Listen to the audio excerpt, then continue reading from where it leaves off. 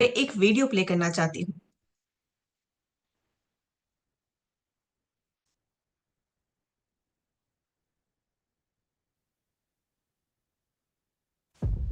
क्या आप जानते हैं आपकी रोजमर्रा की आदतें आपकी सेहत के लिए खतरा बन सकती हैं? जंक फूड, मोबाइल की लत, रात भर जागना, मिलावटी खाना, एक्सरसाइज न करना, ये सब एक स्लो पॉइजन है जो धीरे धीरे आपके जीवन के लिए खतरा पैदा कर सकता है। दुनिया में हर साल 41 मिलियन लोग अनहेल्थी लाइफस्टाइल की वजह से अपनी जान गंवा देते हैं, यानी हर 2 सेकंड में एक जान जा रही है। भारत में हर 30 सेकंड में हार्ट अटैक की वजह से एक आदमी की जान जा रही है और इनमें से आधे लोग 40 साल से कम उम्र के हैं। डायबिटीज से हर साल 1.5 मिलियन लोग मरते हैं। मोटापे की वजह से हर साल 2.8 मिलियन लोग जान गंवा रहे हैं। PCOS, hormonal imbalance, depression, stroke, liver failure, ये सब सिर्फ एक ही वजह से हो रहा है और वो वजह है गलत लाइफस्टाइल। आपको लगता है कि ये सिर्फ डराने की बात है? तो एक मिनट रुकिए और सोचिए, आप दिन भर क्या खाते हैं? कितनी देर मोबाइल पर रहते हैं? कितनी बार एक्सरसाइज करते हैं?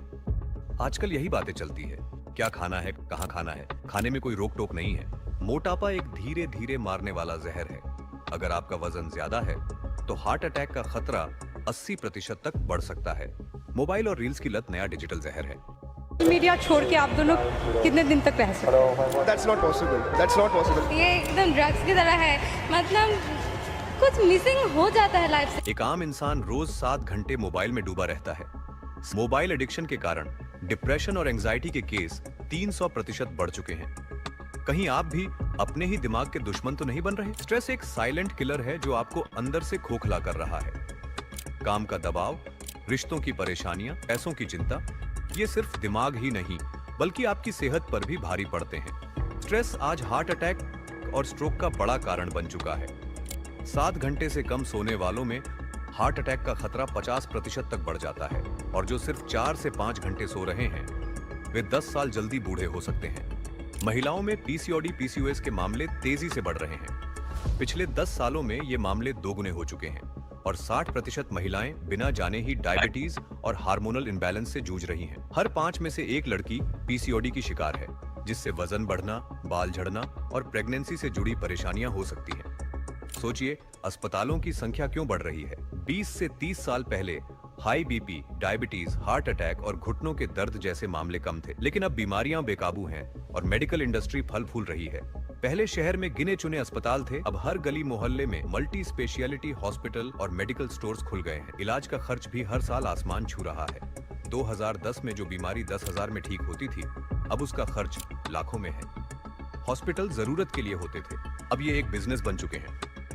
क्यों बढ़ रही हैं ये बीमारियां? पहले क्यों नहीं थी इतनी बीमारियां? पहले के समय में लोग ज्यादातर खेतों में काम करते थे, साइकिल चलाते थे, पैदल चलते थे और मेहनत वाले काम करते थे। तब जंक फूड और प्रोसेस्ड फूड का नाम तक नहीं था। लेकिन आज की मॉडर्न लाइफस्टाइल ने सब कुछ बदल दिया है। फिजिकल एक्टिविटी खत्म हो गई है, मेहनत की जगह स्क्रीन टाइम बढ़ गया है, जिसका नतीजा मोटापा, डायबिटीज और हार्ट डिजीज के रूप में सामने आ रहा है। घर का पौष्टिक खाना छोड़कर लोग प्रोसेस्ड फूड खाने लगे हैं, जिससे बीमारियां तेजी से बढ़ रही हैं। बच्चों की एक्टिविटी भी कम हो गई है, खेलकूद की जगह मोबाइल ने ले ली है, जिससे मोटापा और मानसिक समस्याएं बढ़ रही हैं। सूरज की रोशनी से एलईडी तक का सफर बॉडी क्लॉक को बिगाड़ चुका है, जिससे अनिद्रा, स्ट्रेस और इम्यूनिटी कमजोर हो रही है। मिलावटी खाना जहर बन चुका है। केमिकल वाले दूध और सब्जियों से लिवर, किडनी और इम्यून सिस्टम पर बुरा असर पड़ रहा है। सेहत से बड़ा कोई निवेश नहीं। पैसा, करियर और परिवार सब जरूरी हैं, लेकिन अगर शरीर ही साथ नहीं देगा तो ये सब बेकार हो जाएगा। बीमारियों से बचने का सबसे अच्छा तरीका है सही जीवन शैली अपनाना। अभी भी समय है, अपनी आदतें बदलें, हेल्दी खाएं, एक्टिव रहें और खुद को इस स्लो पॉइजन से बचाकर एक लंबी और स्वस्थ जिंदगी की ओर कदम बढ़ाएं।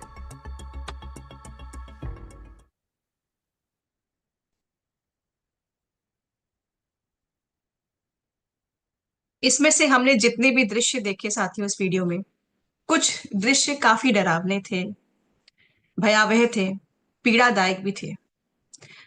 हमारे ही परिवार में या हमारे कोई नोन में हमने ऐसे केसेस को जरूर देखा होगा। हार्ट अटैक के केसेस और ना चाहे अनचाही बीमारियों के केसेस दिन ब दिन बढ़ते जा रहे हैं। इस वीडियो को देखने से हम सब डर तो गए हैं, लेकिन अब क्या करें? डर के रह सकते हैं क्या? डरने से तो कुछ नहीं होने वाला।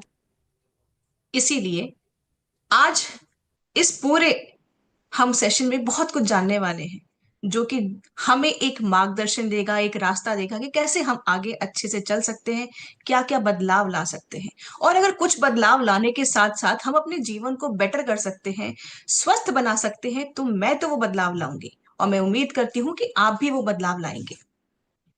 तो आज हम ऐसी ही एक वीडियो के बारे में और मैं आपको शेयर कर रही हूं, ताकि उस वीडियो से हम कुछ और चीजों को सीखें और समझें।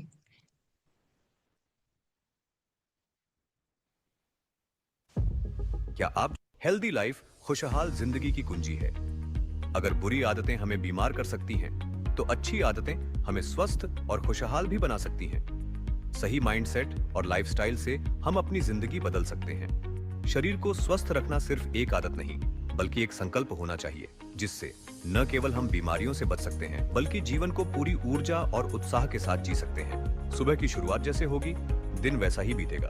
उठते ही 1-2 गिलास गुनगुना पानी के साथ प्राकृतिक रस का सेवन करें और 30 मिनट एक्सरसाइज या योग करें। इससे शरीर एक्टिव रहेगा, मेटाबॉलिज्म तेज होगा और दिन भर ऊर्जा बनी रहेगी। योग न केवल शरीर को लचीला और मजबूत बनाता है, बल्कि मन को भी शांत रखता है। सही दिनचर्या अपनाने से मानसिक और शारीरिक स्वास्थ्य संतुलित रहता है। नाश्ते में चाय या जंक फूड की जगह नारियल पानी या ताजे फल लें, ताकि शरीर को सही पोषण मिले और दिन की अच्छी शुरुआत हो। जो हम खाते हैं वही हमारी सेहत बनाता है। हमारे खाने में कितना प्रोटीन, कितनी कैलोरी और कितनी विटामिन्स हैं, इसका थोड़ा अंदाजा रखना जरूरी है। ऐसा नहीं है कि हर चीज को नापने या नोट करने की जरूरत है, लेकिन इतना जरूर ध्यान देना चाहिए कि हम जो खा रहे हैं वह हमारे शरीर के लिए सही है या नहीं। ये हमारी आदत में आना चाहिए। हर किसी की लाइफस्टाइल अलग होती है, इसलिए डायबिटीज, मोटापा व अन्य बीमारियों के अनुसार खान-पान बदलना जरूरी है। घर का बना संतुलित आहार, जिसमें दाल, सब्जियां, दही और रोटी शामिल हो, सेहत के लिए फायदेमंद है। जबकि अधिक तेल, मसाले और फास्ट फूड शरीर को कमजोर कर कई बीमारियों का कारण बनते हैं। प्रोटीन युक्त आहार जैसे दालें, पनीर, दूध और नट्स मांसपेशियों को मजबूत करते हैं, जबकि ताजे फल, हरी सब्जियां और पर्याप्त पानी शरीर को स्वस्थ और डिटॉक्स रखने में सहायक होते हैं। रात का खाना हल्का और समय पर खाएं, ताकि पाचन सही बना रहे और नींद अच्छी आए। आज के समय में मोबाइल और स्क्रीन टाइम सेहत के बड़े दुश्मन हैं। ज्यादा इस्तेमाल से आंखों पर असर पड़ता है, स्ट्रेस बढ़ता है और नींद प्रभावित होती है। खाने, सोने से पहले और परिवार संग समय बिताते हुए नो फोन जोन बनाएं। सोने से 1 घंटा पहले फोन छोड़ें, इससे नींद अच्छी होगी और अगला दिन तरोताजा रहेगा। स्ट्रेस हर बीमारी की जड़ है, लेकिन इसे कंट्रोल करना आसान है। रोज कुछ मिनट मेडिटेशन करें, नेचर में समय बिताएं और पसंदीदा चीजें करें, जैसे म्यूजिक सुनना, डांस या गार्डनिंग। छोटी खुशियों को अपनाएं, स्ट्रेस से मुक्त रहें और जीवन को हल्केपन से जीने की आदत डालें। हमारे शरीर को स्वस्थ रखने में अच्छी नींद की अहम भूमिका होती है। दिन भर की भागदौड़ और मानसिक तनाव के बाद शरीर को सही आराम मिलना जरूरी है, वरना धीरे धीरे थकान, चिड़चिड़ापन और कई स्वास्थ्य समस्याएं जन्म लेने लगती हैं। सोने और जागने का एक तय समय रखें, जिससे बॉडी का नेचुरल रिदम बना रहे। अच्छी नींद एनर्जी बढ़ाती है, याददाश्त मजबूत करती है और इम्यून सिस्टम को बेहतर बनाती है। अगर आप लंबी, खुशहाल और हेल्दी जिंदगी चाहते हैं, तो सही आदतें अपनाना शुरू करें। हेल्दी लाइफ सिर्फ अच्छा दिखने के लिए नहीं, बल्कि खुशहाल जीने के लिए भी जरूरी है। सही खान-पान, नियमित व्यायाम और सकारात्मक सोच अपनाएं। आज ही पहला कदम उठाएं।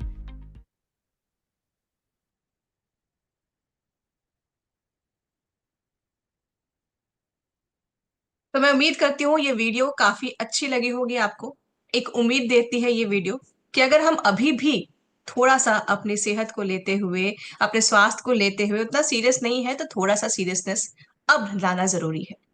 इस वीडियो से हमें एक दृष्टिकोण मिला है कि कैसे हम अपना, अपने परिवार को हम स्वस्थ रख सकते हैं, और क्यों जरूरी है कि आने वाले कल को स्वस्थ बनाने के लिए आज से ही वो छोटे छोटे बदलाव हम खुद में लाएं, अपने परिवार वालों को भी उसके बारे में बताते हुए इस बदलाव में शामिल करें।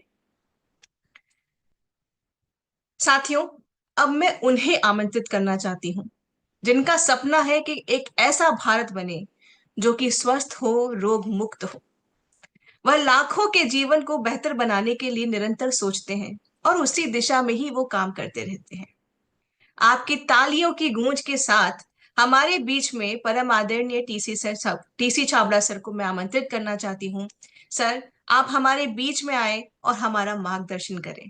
धन्यवाद सर, प्लीज सर कम। बहुत बहुत धन्यवाद सविता।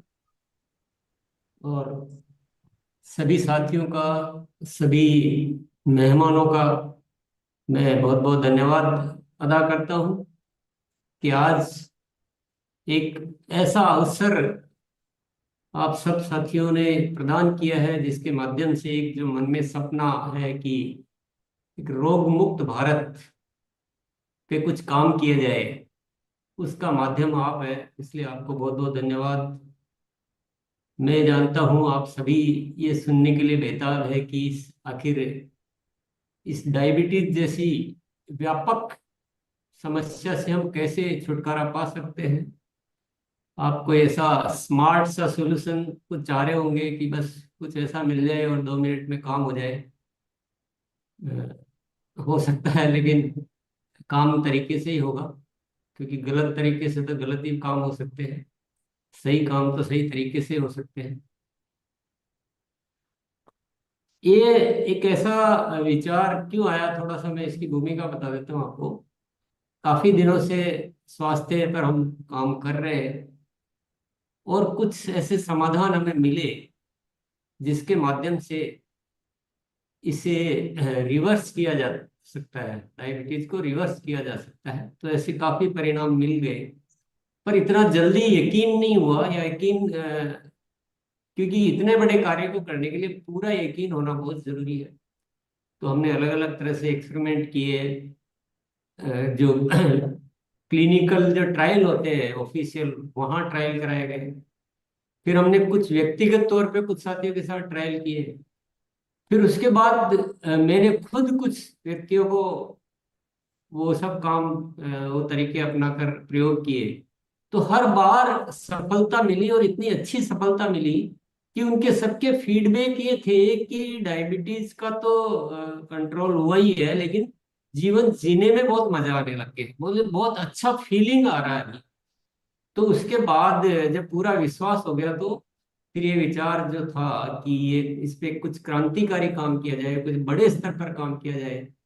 जब ये हो सकता है तो आप खुद बताइए, क्या इंसान से रुक पाना पॉसिबल है? कि जब ये चीज सामने है, जहां हम इंडिया को कैपिटल ऑफ वर्ल्ड बोल रहे हैं डायबिटीज की, या 10 करोड़ के आसपास डायबिटिक से जो ग्रसित लोग रहते हैं, और इससे ज्यादा जो है प्री डायबिटिक कंडीशन में जो आगे पीछे उस स्थिति में आने की तैयारी में है, और अब जिस गति से ये बढ़ रहा है, तो इतने बड़े स्तर पर कोई चीज हो रही है और हमारे पास समाधान हो, तो आपका दिल क्या कहेगा?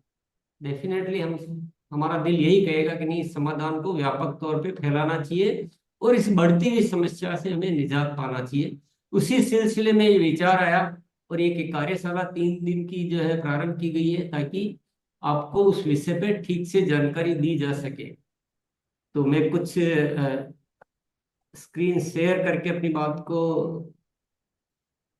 रखना चाहूंगा।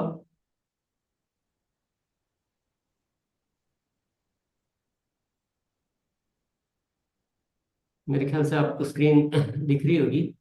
स्वास्थ्य क्रांति अभियान, स्वास्थ्य क्रांति अभियान, ये शब्द आपको थोड़ा सा एक अजीब सा लग रहा होगा साथियों, क्योंकि केवल एक डायबिटीज का विषय नहीं है, ये संपूर्ण स्वास्थ्य के बारे में हम जो अपने विचार बना चुके हैं, हम जो अपनी मान्यताएं बना चुके हैं, हम जिस तरह से सोच रहे हैं, वो उसमें बहुत बड़े बदलाव की जरूरत है। आजकल हम सब को एक ऐसा विश्वास दवाओं पर हो चुका है कि हम कुछ भी करने के लिए तैयार हो जाते हैं, कि कुछ भी होगा तो दवा है ना, अस्पताल है ना, डॉक्टर है ना।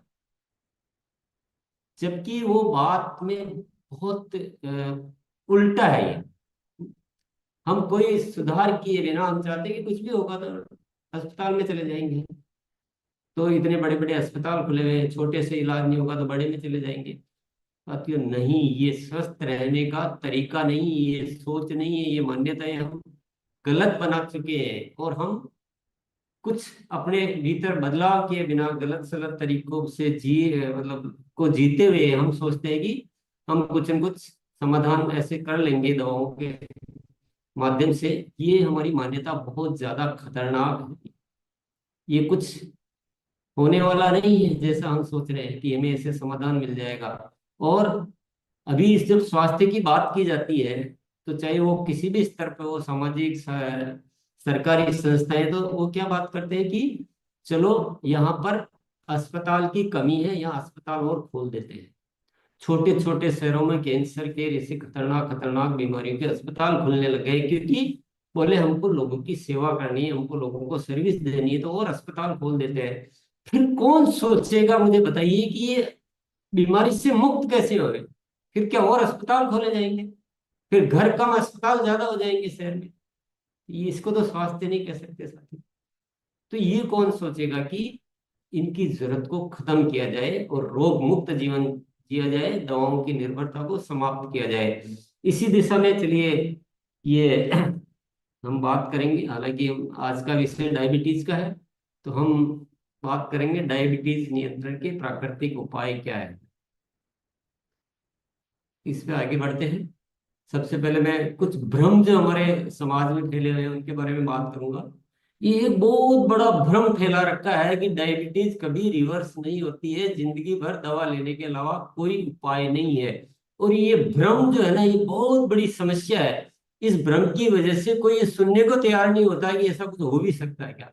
जब सुनने को तैयार नहीं होता तो विश्वास नहीं करता, विश्वास नहीं करता तो मानता नहीं है। तो ये इस भ्रम को मिटाना सबसे पहले जरूरत है। तो कुछ साथियों को अपने रिजल्ट लाके दिखाना पड़ेगा, ताकि समाज में ये अच्छी तरह से फैलाया जा सके कि ऐसा कुछ भी नहीं है। डायबिटीज बहुत आसानी से रिवर्स हो सकती है, बहुत आसानी से। मतलब आसानी का मतलब हमको जो काम करने वो करने पड़ेंगे, लेकिन ये बिल्कुल भ्रम है। और इस भ्रम को मिटाना इस डायबिटीज क्षेत्र में कार्य करने में सबसे बड़ी अहम जरूरत है। ये नेक्स्ट जो भ्रम है, हम सोचते हैं कि नियमित दवाई लेकर और अपने शुगर लेवल को मैनेज करते हुए हम स्वस्थ जीवन बिता सकते हैं। कि हम तो ये ले लेते हैं और हमारा चेक करते रहते हैं, ठीक है, तो हमारा हेल्थ सही चल रहा है। ये बहुत बड़ा भ्रम है। एक तो उस दवाई के साइड इफेक्ट हो ही रहे हैं, कोई दवाई ऐसी नहीं जिसके साइड इफेक्ट नहीं हो। दूसरा, आपके जो ऑर्गन जो डैमेज है, जो काम नहीं कर रहे हैं, तो शरीर ऐसा नहीं बना हुआ है कि आपका एक ऑर्गन काम नहीं करेगा तो आपके बाकी चीजें, क्योंकि ये सारे लिंक्ड है एक दूसरे से। ऐसा नहीं लीवर का अलग काम है कि हार्ट का अलग है, फेफड़ों का अलग है, पेनक्रियाज का अलग है, या आपका आमाशय का अलग है। सारे जो बहुत ही एक कहते हैं बहुत भगवान की अद्भुत रचना है, जिसमें सारे ऑर्गन एक दूसरे पर निर्भर है। तो आप किसी एक को खराब रख के और चलते हुए आप सोच रहे हो कि हम स्वस्थ जी रहे हैं, ये बिल्कुल बहुत बड़ा भ्रम है साथियों। ये कोई सही तरीका नहीं है। हमको हर चीज सही होनी चाहिए, दवाओं पे निर्भरता खत्म होना ही स्वास्थ्य की निशानी है। दवाओं पर निर्भर रह के और हम सोचते हैं कि स्वस्थ है, तो ये गलत है, ये भ्रम है। थोड़ा सा इसको हटाइए, मोनाली सही है। क्या हटाना है सर? चलो कोई बात नहीं। ये जो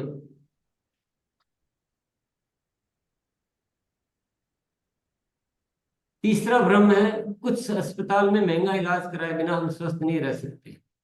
कि हमारे पास बहुत बड़े डॉक्टर है हमारे शहर में, तो हमारे तो बहुत बड़े बड़े अस्पताल है, यहाँ ठीक नहीं होंगे तो वहाँ चले जाएंगे, वहाँ ठीक नहीं होंगे तो वहाँ चले जाएंगे, यही स्वास्थ्य की निशानी है और ऐसे हम स्वस्थ रह सकते हैं। ये भी बहुत बड़ा भ्रम है। स्वस्थ तो वह है जिसे अस्पताल जाने की जरूरत नहीं पड़ती है, जो कभी बीमार नहीं होता है, जो भी है अपने प्राकृतिक तरीकों से स्वस्थ रहता है, मस्त रहता है, जैसा कि हमने भी वीडियो में देखा था। तो ये तो हो गए कुछ भ्रम। आप सोच रहे होंगे कि यार हमें तो तरीका बताओ, तो मैं वही थोड़ा सा, ये सारी चीजें भी बहुत जरूरी है साथियों, थोड़ा सा डिस्कशन आपके साथ करेंगे। डायबिटीज की बीमारी कई बीमारियों का प्रवेश द्वार है, ये कुछ फैक्ट्स है, तथ्य, सही तथ्य। डायबिटीज अकेले नहीं आती, ये ध्यान रखना। ये दूल्हा है जो बहुत सारे बाराती लेके आती है साथ में। हाँ, वो है कि कोई आज दिखेगा, कोई कल दिखेगा, कोई परसों दिखेगा, लेकिन इसके द्वारा जो हार्ट का जो इश्यू है, जो जो हार्ट की संभावनाएं बहुत बढ़ जाती है, हार्ट खराब होने की। अल्जाइमर्स डिजीज, इसकी संभावनाएं बढ़ जाती, eye damage, kidney damage, skin colour, और फुट डैमेज, नर्व डैमेज, ऐसी अनेक व्याधियां, ये डायबिटीज के आगे के चरण है। ये अगर डायबिटीज को आप प्राकृतिक तरीके से रिवर्स नहीं करते और जैसे तैसे मैनेज करके और चलाते रहते हैं और आपकी डोज भी बढ़ती रहती है, तो साथियों ये समझ लीजिए कि आप का क्या मतलब संभावनाएं बन रही है। मैं ज्यादा इस बारे में बोलना नहीं चाहूंगा, पर ये थोड़ा सा होश में आने की हमें जरूरत है। अगर हमें अच्छा जीवन जीना है तो सावचेत होना चाहिए। दूसरा तथ्य है कि यदि आप प्राकृतिक तरीके से डायबिटीज को नियंत्रित करते हैं तो आप संपूर्ण स्वास्थ्य लाभ प्राप्त करते हैं। कभी आपने एलोपैथी की दवा लेने गए हो, डॉक्टर के पास गए हो और उससे डॉक्टर से पूछा कि ये दवा लेने से डॉक्टर साहब मैं जिस चीज के लिए इलाज कराने आया हूँ वो तो ठीक हो जाएगा, पर इससे कुछ और भी ठीक होगा क्या? डॉक्टर बोले "आप पागल हो गया, पेट दुख रहा है तो पेट की दवाई मिलेगी, इससे सिर थोड़ी ठीक होगा"। तो एलोपैथी में हमने कभी ऐसा सुना नहीं है। अपन बोलते मेरा दर्द हो रहा है, डॉक्टर बोलेगा ये पेन किलर ले लो। अगर आप पूछ लिया कि पेन किलर लेने से मेरे किडनी पे तो असर नहीं होगा, तो डॉक्टर क्या बोलेगा? किडनी पे असर होगा तो किडनी की भी दवाई है हमारे पास, चिंता क्यों करते हैं? बोले किडनी के बाद मेरा फिर क्या होगा? जो होगा सबकी दवाई है, और 10 दवाइयां मैं पहले लिख के दे देता हूँ पर्चे पर कि अगर पेट दुखे तो ये ले लेना, दस्त हो तो ये ले लेना, एसिडिटी हो तो ये ले लेना, सिर दर्द हो तो ये ले लेना, पर मेरे पास ज्यादा बकवास मत कर। पर सबसे बड़ा सत्य क्या है और तथ्य क्या है कि अगर प्राकृतिक तरीके से आप डायबिटीज को नियंत्रित करते हैं तो आपकी डायबिटीज ही रिवर्स नहीं होगी, बल्कि आप पूरा शरीर आपका स्वस्थ होगा। आपको जाने अनजाने जो आपको आज पता नहीं वो भी ठीक होगी, जो पता है वो भी ठीक होगी। आप डायबिटीज का इलाज करेंगे प्राकृतिक तरीके से तो आपका मोटापा भी कम होगा, आपको कब्जी है वो भी ठीक हो जाएगी, आपका कमर दर्द है वो भी ठीक हो जाएगा, पीसीओडी भी ठीक हो जाएगा, हार्ट प्रॉब्लम, ब्लड प्रेशर, सारी अल्जाइमर सब कुछ ठीक होगा। आप तंदुरुस्त रहेंगे, मस्त रहेंगे। तो ये तो करना पड़ेगा, करना चाहिए यार, इसको क्यों छोड़ना है। फिर नेक्स्ट जो एक फैक्ट है, डायबिटीज रोग जितना पुराना होगा उतना ही आपके ऑर्गन्स है क्षतिग्रस्त होते जाएंगे। तो ये किसी भी गलत फहमी में हमें नहीं जीना चाहिए कि चल रहा है मेरा तो चल रहा है। हम क्या होता है कि बस आज को देख लेते हैं, भविष्य के लिए क्या कर रहे हैं उसको नहीं देख पाते। तो इसको रोग को पुराना नहीं करना है और हमें जल्दी से जल्दी प्राकृतिक तरीके से इसको रिवर्स करना है। और तथ्य है फार्मास्यूटिकल दवा ऑर्गन्स की क्षमता नहीं सुधारती बल्कि वे केवल लक्षणों को दबाती है। तो ये जो जो फार्मा की जो जितनी भी दवाएं हैं वो हमारी कोई जड़ का इलाज नहीं करते, वो कोई इलाज तो है ही नहीं, वहां केवल लक्षण को, सिम्टम्स को दबाया जाता है। डायबिटीज नियंत्रण के लिए समग्र समाधान, तो इन इन विषयों पर हमें काम करना होगा। इन विषयों पे यहाँ आपको विस्तार से बताया भी जाएगा, जितना भी समय होगा उसमें ठीक ठीक बताया जाएगा। पहला है उपयुक्त भोजन, आपकी डाइट कैसी होनी चाहिए और डायबिटीज के लिए स्पेशली कैसी होनी चाहिए वो भी आपको अच्छी तरह से बताया जाएगा। जीवन शैली कैसी होनी चाहिए इस विषय में। हालांकि ये सारी चीजें संपूर्ण स्वास्थ्य पे काम करेगी, ये तो फायदा ये मैं पहले ही बता चुका हूँ। तो ये भी कवर किया जाएगा। सकारात्मक सोच कैसी, हमारी सोच पॉजिटिव सोच कैसे होनी चाहिए, व्यायाम व प्राणायाम, ये सप्लीमेंट्स कुछ और सहायक ऐसे प्राकृतिक सप्लीमेंट, कोई दवा वगैरह नहीं, प्राकृतिक सप्लीमेंट जिनके माध्यम से इन चीजों पे काम करके हम आराम से बहुत अच्छा जीवन जी सकते हैं। और कोशिश यही की गई है कि आप ये सारी सुझाव ऐसे दिए जाएंगे जो आप आसानी से कर सकते हैं। कोई असंभव जैसी कोई 15 साल हिमालय पर बैठ के तपस्या करना जैसा कि आपको महीना भर का उपवास करने जैसा, वो चीजों को हम नहीं ले रहे हैं। हम ऐसी चीजों को ले रहे हैं जो आराम से की जा सकती है। सिर्फ एक अच्छा इरादा, अच्छा मन और पूरी तैयारी, दृढ़ इच्छा शक्ति की जरूरत है। दवा आधारित उपचार जो फार्मास्यूटिकल, जो एलोपैथी दवाएं होती हैं, इस उपचार और प्राकृतिक तरीके से उपचार में जो अंतर है वो हम थोड़ा सा समझ लेते हैं कि वहां पर हमारा रोल बहुत ज्यादा नहीं होता है। जो दवाई लिखी वो क्या करेगी, बस हमें क्या लगता है, यार हाँ सिर दुख रहा था और दवाई लेते नहीं रहे तो ठीक हो गया। आप इसकी परवाह नहीं कर पा रहे हैं, न वो दवा देख पा रही है, न डॉक्टर सोच रहा है इस विषय पे कि ये दवा तो ले ली आपने, उस लक्षण को तो दवा दिया, पर जिस वजह से जो सिर दुख रहा था वो प्रॉब्लम तो आपने अंदर दबा दी जो भविष्य में जाके, तो वहां हम ये सारी चीजों से मुक्त होते हैं और हमारा कबाड़ा होता रहता है। लेकिन प्राकृतिक तरीके से जब उपचार करेंगे तो हमारी भूमिका इसमें पूरी आ जाएगी। हमें बहुत सारी आदतों को बारे में समझना है, जीवन शैली को समझना है, हमें विचारों को समझना है, तो थोड़ा सा हमारा रोल बहुत महत्वपूर्ण है। इसलिए मेरे प्यारे साथियों, आप नोटबुक ले लें, पेन ले लें, अच्छी तरह से चीजों को नोट कर लें, और थोड़ा सा अपने लिए, थोड़ा दुनिया के लिए, थोड़ा समाज के लिए, थोड़ा आने वाली पीढ़ी के लिए अपनी एक जिम्मेदारी को मानते हुए थोड़ा सा दिल को थोड़ा सा तैयार कर ले। बहुत सारे सब साथी बोलते रहते हैं कि क्या करें, मेरे से होता नहीं है। तो ये जो कार्यशाला है ये इसीलिए की गई है कि हम मानसिक रूप से इस तरह से तैयार हो जाएं, जहाँ इतनी बड़ी जरूरत है वहाँ हमें कोई बलिदान तो नहीं देना पड़ रहा है, पर आपकी वजह से अगर इस देश से ये डायबिटीज की समस्या कम हो सकती है, तो क्या आप उसके भागीदार बनना चाहेंगे? अपने दिल से पूछे, क्या आप चाहते हैं कि आप बीमारियां अपने शरीर में बढ़ाना शुरू करें जिसका असर आपकी आने वाली पीढ़ी पर पड़े, उनके बच्चों पर पड़े? भले ही वो बीमार होए तो हो जाए, मेरे से तो ऐसा नहीं हो सकता।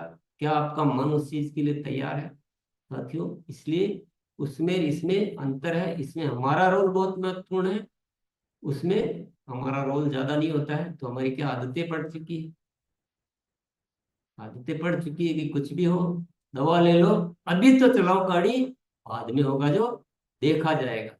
तो फिर आजकल महिलाओं को क्या हो गया है, पुरुषों को क्या हो गया है, आजकल बच्चे पैदा करने में महिलाओं को समस्याएं आ रही है, पहले क्या क्या स्थितियां थी। तो ये तो आज थोड़ी सी गिरावट हुई है, धीरे धीरे आगे आने वाला भविष्य तो देखिए, थोड़ा सा तो जागरूक हो जाइए, जग जाइए, जग जाइए प्लीज। तो मैं सभी से अनुरोध करूंगा, आपने मेरी बातों को ध्यान से सुना है, मैं तो केवल भूमिका के लिए आया हूँ, बाकी यहाँ बहुत सारे विशेषज्ञ आएंगे, आपको बहुत अच्छे तरीके से बताया जाएगा। हमारी पूरी कोशिश है, हमारे दिल में एक अच्छी अद्भुत भावना है कि आप सब लाभ उठाएं और इस समाज में अपने इस बात को फैलाएं। आप खुद अपने ऊपर प्रयोग करके आप स्वस्थ बने और इस समाज में सबको धीरे धीरे स्वस्थ बनाने का बीड़ा उठाएं। यही इस कार्यशाला का उद्देश्य है। जरूर आपका सहयोग मिलेगा, इसी आशा के साथ बहुत बहुत धन्यवाद।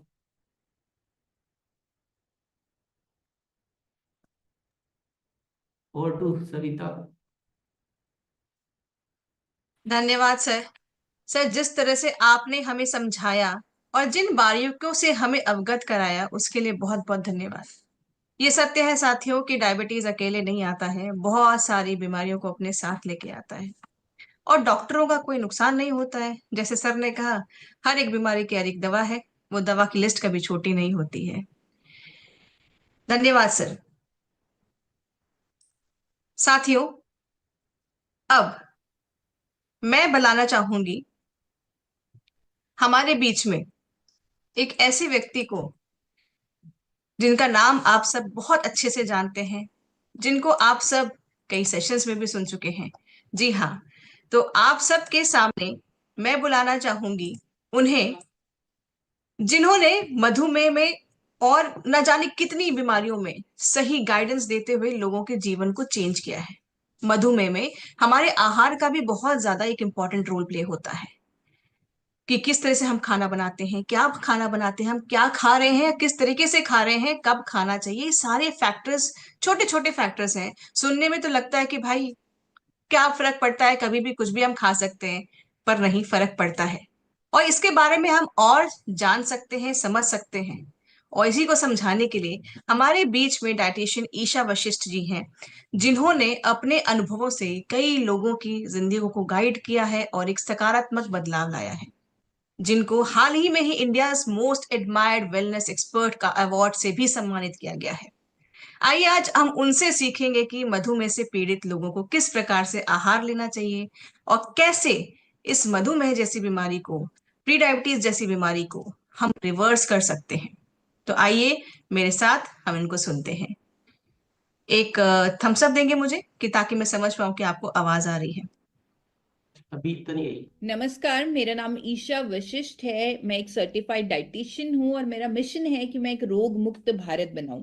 आज इस वर्कशॉप के माध्यम से हम बहुत सारे डायबिटीज पेशेंट्स को, जिनको ऑलरेडी शुगर की बीमारी है और वो इसे रिवर्स करना चाहते हैं, उनकी हेल्प करने की, उनकी मदद करने की कोशिश कर रहे हैं। ये 3 दिन का वर्कशॉप प्लान किया गया है। आज डाइट पर स्पेशल बात की गई है और मुझे मौका मिला है कि मैं डाइट पर बात कर सकूं और आपको अपनी एक्सपर्टाइज से बता सकूं कि डायबिटिक रिवर्सल के लिए, डायबिटीज मैनेजमेंट के लिए, शुगर लेवल्स को कंट्रोल करने के लिए कौन सी डाइट सही है। तो सबसे पहले डाइट के बारे में बात करने से पहले मैं आप सबको रिक्वेस्ट करूंगी कि आपको अपनी डाइट के लिए कुछ रूल्स, कुछ ऑप्शंस को आज समझना है, ताकि आप अपनी डाइट को खुद प्लान कर सकें। सबसे इंपॉर्टेंट चीज किसी भी डायबिटिक पेशेंट के लिए, किसी भी शुगर के मरीज के लिए होती है कि उसका शुगर लेवल एकदम स्पाइक ना हो। वो कुछ ऐसा ना खा ले जिससे एकदम उसका ब्लड शुगर बढ़ जाए। यानी अगर मेडिकली बोला जाए तो उन्हें high GI, high glycemic index वाले फूड्स नहीं खाने हैं। हर फूड का अपना एक ग्लिसेमिक इंडेक्स का स्कोर होता है। आप उसे गूगल पर चेक कर सकते हैं, ऑनलाइन चेक कर सकते हैं। आपको 55-60 से नीचे वाले स्कोर वाले फूड्स खाने हैं आपको, ताकि आपको सस्टेन्ड एनर्जी मिले, आपका शुगर लेवल स्लोली रिलीज हो और बॉडी उसे अच्छे से प्रोसेस कर पाए, वो शुगर ब्लड में ना पड़ी रहे। क्योंकि अगर आपकी शुगर लेवल हाई होती है, यानी एक्सेसिव शुगर ब्लड में पड़ा है, दैट मीन्स वो आपके ऑर्गन्स को हार्म कर सकता है, वो हार्ट को हार्म कर सकता है, किडनी को हार्म कर सकता है। इसीलिए हम चाहते हैं कि हम आपकी डाइट ऐसे प्लान करवाएं ताकि आपका शुगर लेवल जो है ब्लड का, वो नॉर्मल रहे और जो एकदम से शुगर स्पाइक है वो आपके ब्लड में ना हो। तो आपको लो जीआई फूड्स लेने हैं। जितने भी आपने फ्रूट्स लेने हैं, आप उन्हें गूगल पर चेक कर सकते हैं कि क्या उसका ग्लिसेमिक इंडेक्स कम है। तो जैसे बेरीज, एप्पल्स, पियर, आप ये फ्रूट्स ले सकते हैं, इनका जीआई कम होता है। सब्जियां आपको इस तरह चूज करनी है। सिर्फ यही सब्जियां नहीं है जिनका जीआई कम है, आप गूगल पर सर्च कर सकते हैं, बहुत लंबी लिस्ट है। और आप बहुत सारी सब्जियों में से चूज कर सकते हैं जिनका ग्लिसेमिक लोड, ग्लिसेमिक इंडेक्स कम होता है। ज्यादातर सब्जियों का ग्लिसेमिक इंडेक्स लो ही रहता है। अब यहाँ पर एक और इम्पॉर्टेंट चीज जो मैं आपको बताना चाहती हूँ, अगर आप गेहूं खाते हैं या राइस खाते हैं, इन दोनों ग्रेन्स का ग्लिसेमिक इंडेक्स बहुत ज्यादा होता है। तो आपने देखा होगा आज की डेट में हमारी सरकार भी मिलेट्स पर फोकस कर रही है। मिलेट्स, मोटा अनाज जो हमारे पूर्वज खाते थे, तो उससे अगर आप अपनी डाइट में इंक्लूड करेंगे तो उनका जीआई भी कम होता है और डायबिटीज रिवर्सल में आपको मदद मिलेगी अगर आप नॉर्मल गेहूं या चावल को छोड़कर इस अनाज पर स्विच करें। और इनकी क्वांटिटी भी कितनी होनी चाहिए वो भी मैं आपको कुछ ही देर में बताने वाली हूँ। जैसे आप बाजरे का आटा ले सकते हैं, ओट्स का आटा भी इजिली अवेलेबल है, वो आप ले सकते हैं। और फॉक्सटेल मिलेट, जिसे कोंदू का आटा बोलते हैं, कंगनी बोलते हैं, आप उसे ले सकते हैं। नट्स में आप वॉलनट्स, अखरोट ले सकते हैं, आलमंड्स, पीनट्स, इनका भी जीआई कम होता है और साथ साथ ये हेल्दी फैट्स भी आपको देते हैं। अब बहुत सारे कुछ ऐसे हमारे किचन में हर्ब्स पड़े हैं जो हमें इस प्रॉब्लम से छुटकारा पाने में मदद कर सकते हैं, लेकिन हम उन्हें कभी नोटिस ही नहीं करते। जिस तरह मेथी दाने, इनका अगर बहुत अच्छा सपोर्ट मिल सकता है हमें अगर हम इसे रेगुलरली लें for controlling our sugar levels.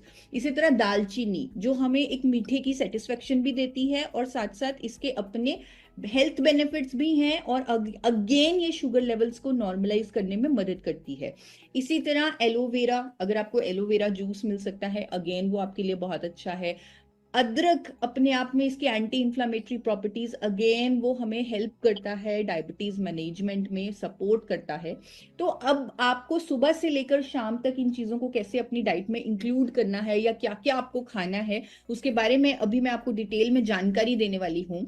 आपको अपने दिन की शुरुआत, या जितने भी मेरे पास डायबिटीज के पेशेंट्स आते हैं या हम उनकी थेरापेटिक डाइट बनाते हैं for diabetes reversal, specially type 2 diabetes में, तो वहां पर सबसे इंपॉर्टेंट होता है उन्हें सुबह सुबह मेथी का पानी पिलाना।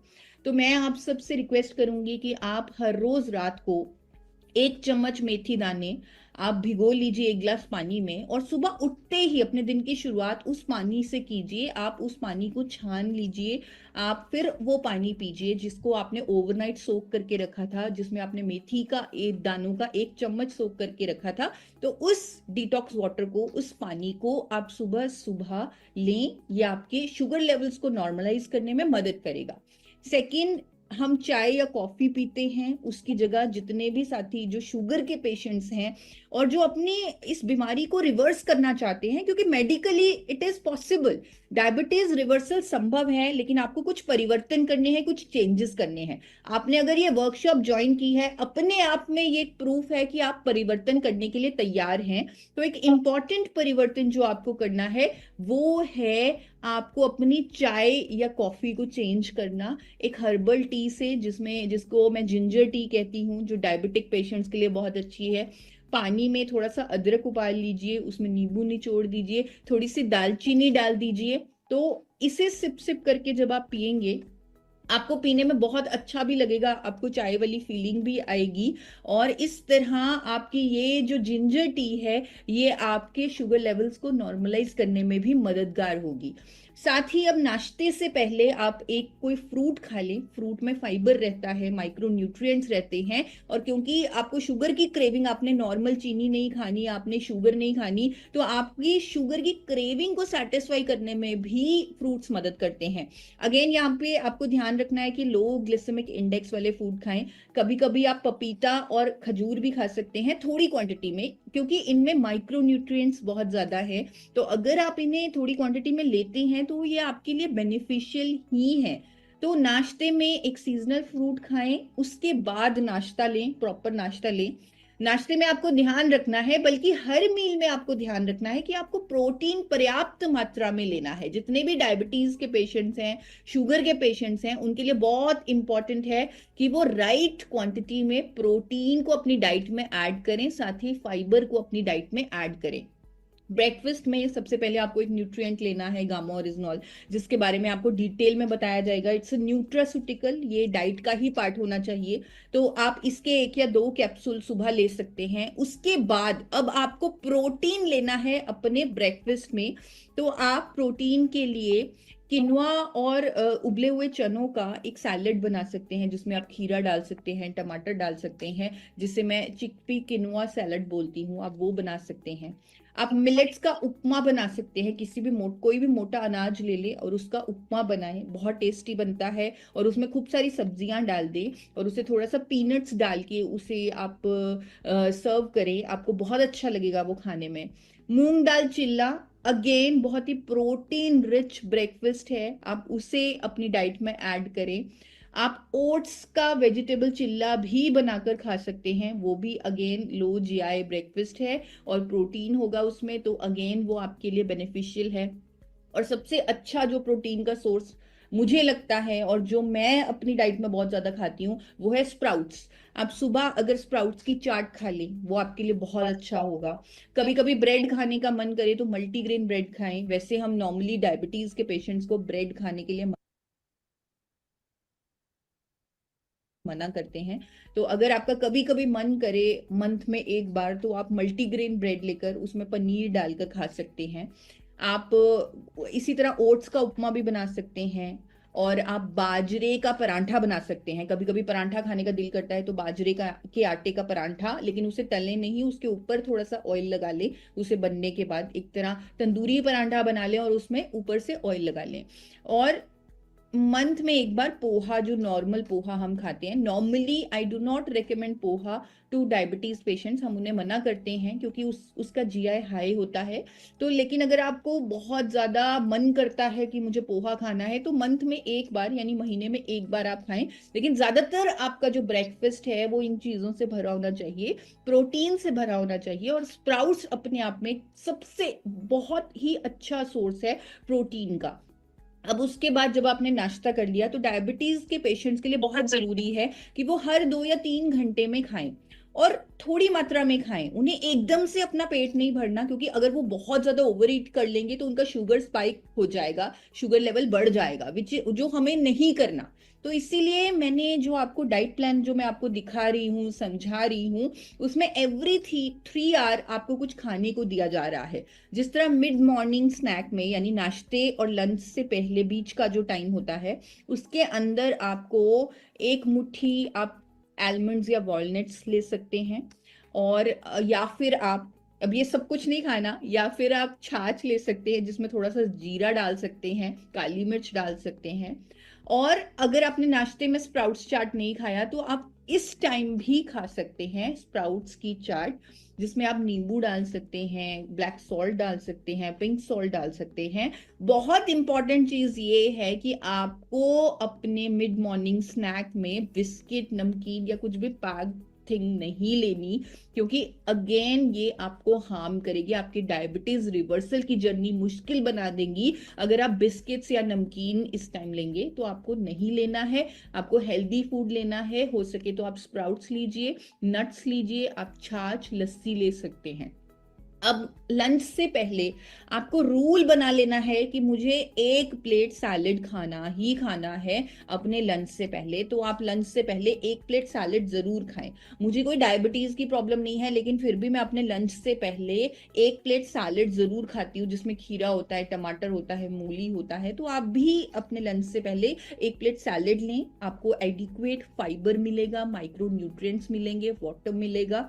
और लंच में आप अच्छे से जो आपको पसंद है वो खा सकते हैं सैलेड लेने के बाद। जैसे आप दाल ले सकते हैं, कोई भी सीजनल वेजिटेबल ले सकते हैं। अब यहाँ पर छोटा सा एक चेंज मैं कर रही हूँ लंच में, आपको रेगुलर गेहूं और चावल की जगह आपको लो ग्लिसेमिक इंडेक्स वाले मिलेट, मोटा अनाज की रोटी बनाकर खानी है, और रोटी की मात्रा आपको कम कर देनी है।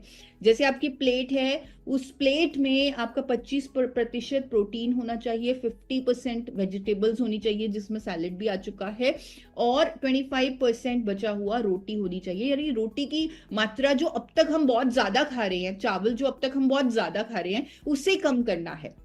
और एक इम्पॉर्टेंट चीज यहाँ पर मैं बताने वाली हूँ, क्योंकि बहुत सारे लोग मुझे जब मिलते हैं, बहुत सारे डायबिटीज के पेशेंट्स मुझे मिलते हैं, वो कहते हैं कि हम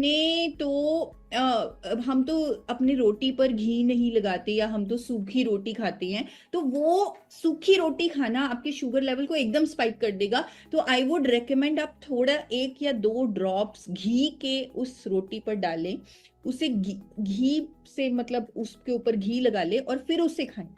तो उससे उसका ग्लिसेमिक इंडेक्स जो लोड है वो कम हो जाएगा, और आपका जो शुगर है because of the healthy fats वो धीरे धीरे अप जाएगा। अब यहाँ पर आटा आपको कौन सा चूज करना है, आपको बाजरे का आटा या ज्वार का आटा या फॉक्सटेल जिसे कंगनी बोलते हैं वो आटा आप यूज कर सकते हैं। अब लंच के बाद आती है बारी इवनिंग स्नैक की, जब हम नॉर्मल चाय लेते हैं, बिस्किट लेते हैं, तो वहां पर आपको बहुत ही इंपॉर्टेंट चेंज करना है। आपको भुने हुए चने खाने हैं। मतलब आप देखिए, जो भी मैं आपको डाइट प्लान बता रही हूँ, कहीं ना कहीं उसमें हम प्रोटीन ऐड कर रहे हैं हर मील में।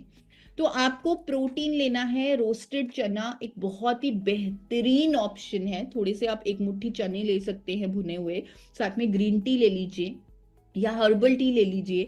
अगर आपको बहुत मन करता है कि मुझे तो दूध वाली चाय पीनी है, तो जिस तरह अंग्रेज चाय पीते हैं, यानी ब्लैक टी में थोड़ा सा दूध मिलाकर, ऊपर से दूध को बॉयल नहीं करते वो, तो वैसे आप ले सकते हैं। लेकिन ऑफ कोर्स आपको चीनी नहीं डालनी है। और आप मखाने ले सकते हैं 1 मुट्ठी, या फिर आप पीनट की चाट बना सकते हैं जिसमें प्याज, टमाटर, नींबू डाल सकते हैं। और ग्रीक योगर्ट भी ले सकते हैं आप। ग्रीक योगर्ट मतलब आपने कर्ड को एक कपड़े में बांधकर, एक कोने में बांधकर लटका दिया, 4-5 घंटे वो वैसे ही लटका रहा और उसका सारा पानी ड्रेन हो गया, तब वो ग्रीक योगर्ट बन गया। और वो बहुत बहुत बहुत ज्यादा बेनिफिशियल है, specially for the patients of diabetes, क्योंकि वो हाई सोर्स ऑफ प्रोटीन बन जाता है जब उसका पानी ड्रेन हो चुका है। तो उसमें आप फ्लैक्स सीड्स डाल के खा सकते हैं, और ये आपका मिड मील हो गया, यानी डिनर से पहले वाला भोजन हो गया। उसके बाद डिनर में आपको 1 या 2 कैप्सूल गामा ओरिजिनॉल के लेने हैं। एंड देन डिनर में आपको जो जिस चीज का ध्यान देना है वो ये है कि यहाँ भी आपको प्रोटीन को ऐड करना है, और यहाँ पर आपको कोई भी आटा नहीं लेना, चाहे वो मिलेट है वो भी आपको नहीं लेना। आप सॉटे वेज ले सकते हैं, यानी सब्जी खूब सारी खा सकते हैं, सूप ले सकते हैं, और साथ में आप इन तीनों में से कोई भी ऑप्शन ऐड कर सकते हैं, यानी आप पनीर ऐड कर सकते हैं, टोफू ऐड कर सकते हैं, या दाल ले सकते हैं। तीनों भी थोड़ा थोड़ा लेना चाहिए, दैट इज ओके, बट इनमें से कोई एक ऑप्शन आई ऑलवेज रिकमेंड कि आप अपने डिनर में या तो पनीर खाइए, या फिर टोफू खाइए, या फिर दाल खाइए, ताकि आपको प्रोटीन डिनर में भी मिले। और डिनर को लाइट रखें, हर मील आपका लाइट होना चाहिए। दैट मीन्स आपको अपने पेट को 100% नहीं भरना है। जापान में एक प्रैक्टिस होती है, जापानीज लोगों को हेल्दी बोला जाता है, और वहां तो डायबिटीज के पेशेंट्स नहीं पाए जाते। वहां पर लोग एक टेक्निक को फॉलो करते हैं, एक रिचुअल है उनका, हारा हाची बू। दैट मीन्स कि हमने अपने पेट को हर बार 80% ही भरना है, हमने उसे 100% तक नहीं भरना। तो आपको ये ध्यान रखना है, स्पेशली जिनको डायबिटीज है, कि आपको अपने पेट को 80% ही फिल करना है, 100% फिल नहीं करना। आप घर का बना हुआ खाना खाएं, एंड आई रिकमेंड कि आप अपने खाने को physically refined rice bran oil में बनाएं, जो ट्रांस फैट फ्री हो, जो यूरोपियन स्टैंडर्ड्स को मीट करता हो। और एक और इम्पॉर्टेंट चीज जो आपकी डाइट का हिस्सा होनी चाहिए, जो हाल ही में इंडिया में लॉन्च की गई है, विच इज त्रिकारा मधु संयम रस। अब यहाँ पर मैंने इसकी फॉर्मुलेशन को स्टडी किया, इसके क्लिनिकल ट्रायल्स को स्टडी किया, तो मुझे समझ में आया कि इसमें आयुर्वेद से जो ज्ञान लिया गया है और उसकी एक बेहतरीन फॉर्मुलेशन बनाई गई है, बहुत सारे इंग्रेडिएंट्स को डालकर। जिस तरह मैंने आपको मेथी खाने को कहा, एलोवेरा खाने को कहा, इवन करेला का बहुत अच्छा रोल है, जामुन अगेन हेल्प करता है डायबिटीज पेशेंट्स को, लेकिन ये सब कुछ लेना आपके लिए पॉसिबल नहीं है।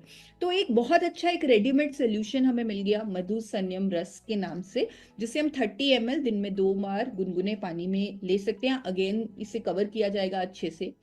और ये जो आपका डाइट प्लान है, ये आपको हमेशा नोट रखना है, ध्यान रखना है, और इसे फॉलो करना है। एटलीस्ट 3 महीने के लिए आपको इसे फॉलो करना है, और साथ साथ अपने शुगर लेवल्स को मॉनिटर करते रहना है। जब आप ये सारे लाइफस्टाइल चेंजेस अपने डाइट में, अपने लाइफस्टाइल में ऐड करेंगे, तब हो सकता है जो आप शुगर की मेडिसिन ले रहे हैं, आपको उनकी मेडिसिन की डोजेजेस को कम करना पड़े। क्योंकि जब गामा ओरिजिनॉल भी अपना काम करेगा, मधु संयम रस भी अपना काम करेगा, डाइट प्लान अपना काम करेगा, तो आपको अपनी शुगर की जो दवाइयां हैं उनके डोजेजेस को कम करना ही पड़ेगा। तो इसके लिए बहुत जरूरी है कि आप अपने डॉक्टर के संपर्क में रहें, और आप अपने शुगर लेवल्स को मॉनिटर करते रहें, आप अपने शुगर लेवल्स को चेक करते रहें। साथ साथ लाइफस्टाइल में बहुत जरूरी है कि 2 से 2.5 लीटर कम से कम आप पानी भी पिएं। दूध की जगह, क्योंकि दूध में भी शुगर होता है, लैक्टोस, जो हमारे ब्लड शुगर लेवल को एकदम स्पाइक कर देगा, तो we need to use curd. हम दही ले सकते हैं, छाछ ले सकते हैं दूध की जगह।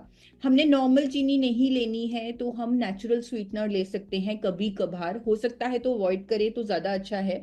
लेकिन स्टीविया भी एक नेचुरल स्वीटनर है, जो हम अपने जितने भी हमारे पास डायबिटीज के क्लाइंट्स आते हैं जो बहुत मीठा खाने के एडिक्ट हैं, तो हम उन्हें एक plant based natural sweetener stevia recommend कर देते हैं, जो मीठा होता है, जो उनको हेल्प करते हैं उनकी शुगर क्रेविंग्स को सबसाइड करने में।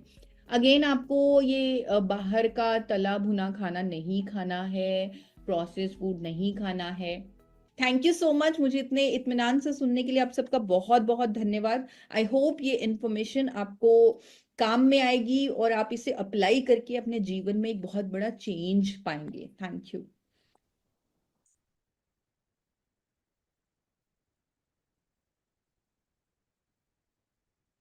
धन्यवाद ईशा जी। हमें आज बहुत सारी जानकारियां मिली है कि नहीं मिली है ना?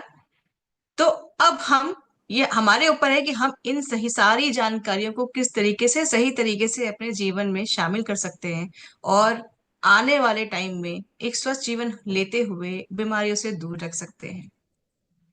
हमने आज ये तो समझ लिया कि क्या खाना है, कैसे खाना है, लेकिन अब बात करेंगे लाइफस्टाइल के ऊपर।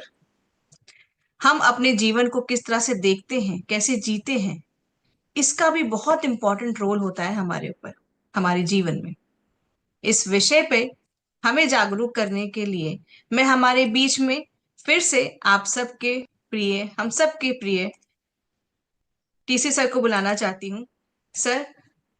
आपका स्वागत है। आप प्लीज आए और हमें कैसे एक अच्छा जीवन शैली हम सब जी सकते हैं, छोटे छोटे बदलाव ला सकते हैं, उसके बारे में अवगत कराएं प्लीज सर।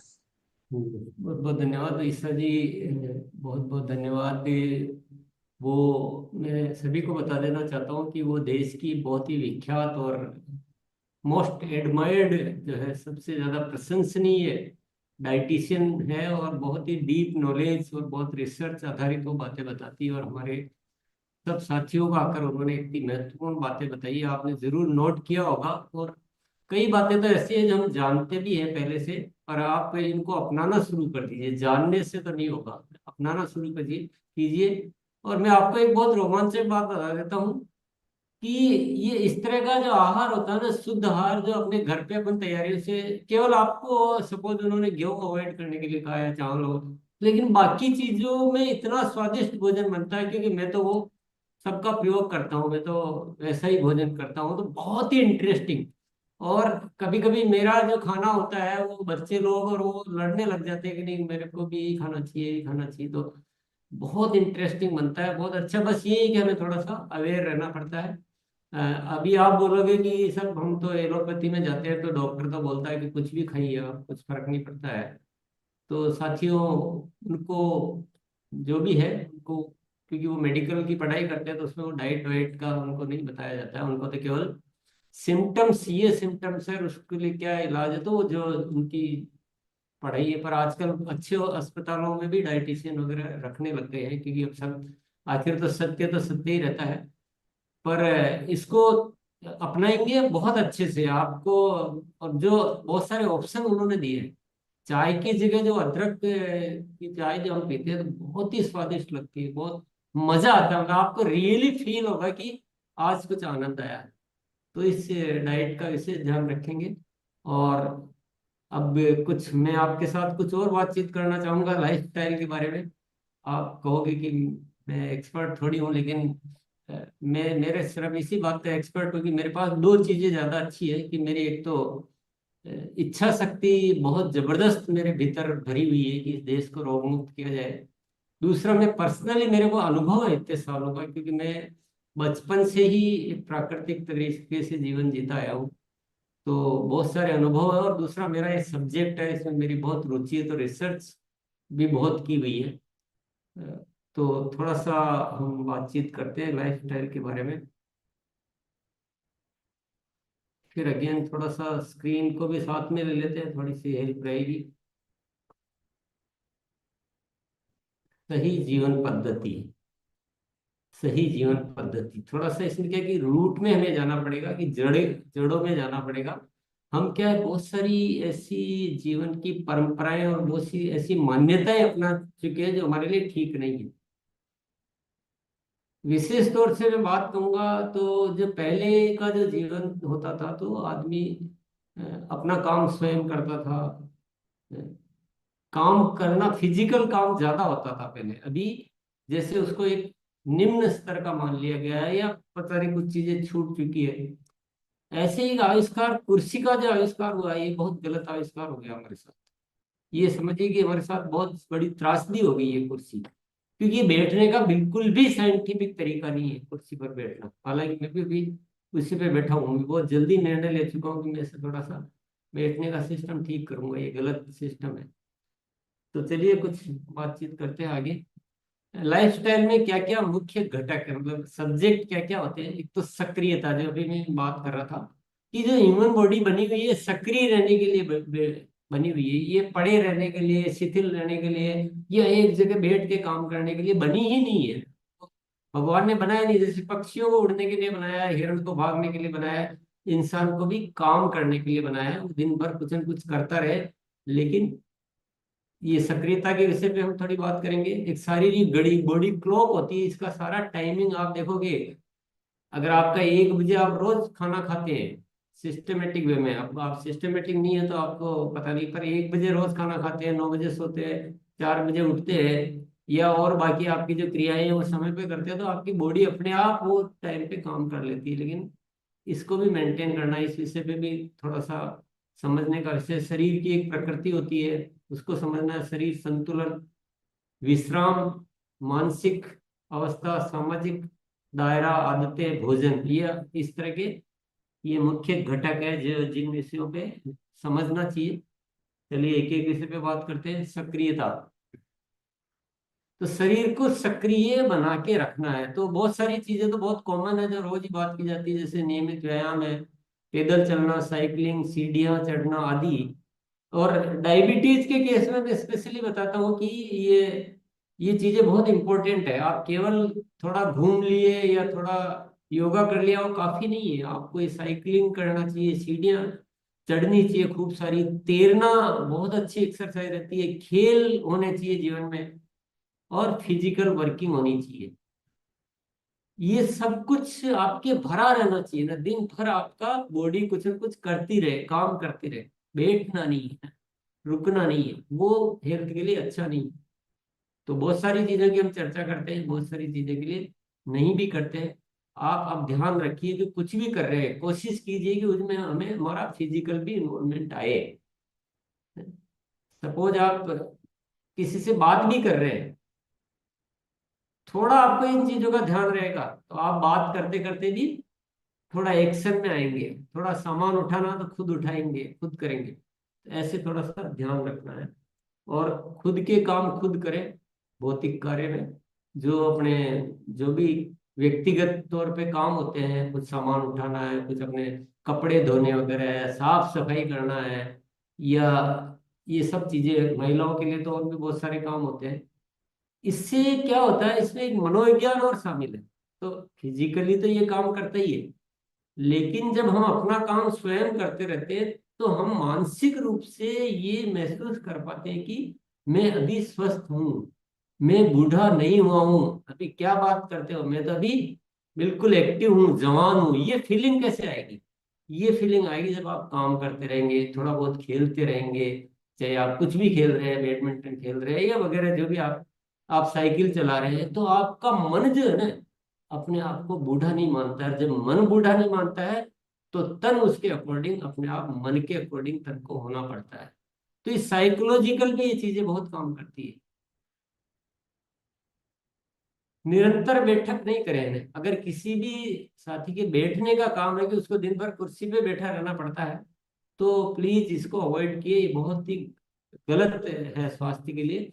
आप क्या करें फिर, हर आधा घंटे में बीच बीच में उठ जाए, थोड़े से जॉइंट रोटेशन कर ले, थोड़ी स्ट्रेचिंग कर ले, कुछ भी कर ले, कुछ श्वास, गहरी श्वास ले ले 4-5, कुछ ओमकार बोल ले, कुछ प्राणायाम कर ले, कुछ भी करें। ऐसी आदतें बनाएगी, हर थोड़ी देर में आप उठ जाते हैं। कभी कोई दोस्त आए हैं तो चलो यार थोड़ा टहलते टहलते बात करते हैं।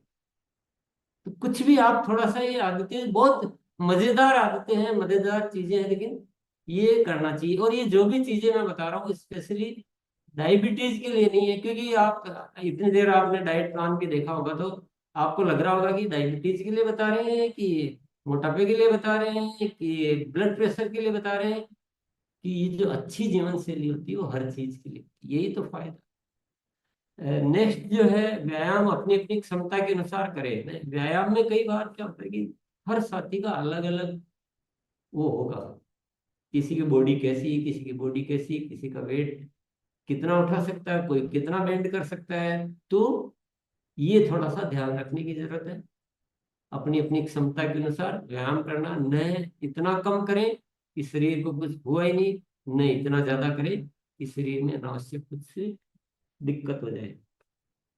शारीरिक घड़ी, इसकी बात करते हैं चलो। शरीर एक बॉडी क्लॉक होती है। आप पशु पक्षियों को देखिए ना, उनका बिल्कुल फिक्स टाइम रहता है। तो वो उसी समय उनको भूख लगती है, उसी समय वो पानी पियेंगे, उसी समय उठेंगे, उसी समय वो सब कुछ करते रहते हैं। हम अगर इसको डिस्टर्ब करते हैं तो हमारा सारा सिस्टम डिस्टर्ब हो जाता है। तो ये प्रकृति ने घड़ी बनाई हुई है, तो हमको उस घड़ी का पालन करना चाहिए, चाहे भोजन करने का समय, पानी पीने का समय, सोने उठने का समय। प्रकृति ने क्या किया है, सोने का समय रात बनाई, उठने का समय दिन बनाया, सारी व्यवस्थाएं की हुई है। लेकिन इंसान को इतना अपने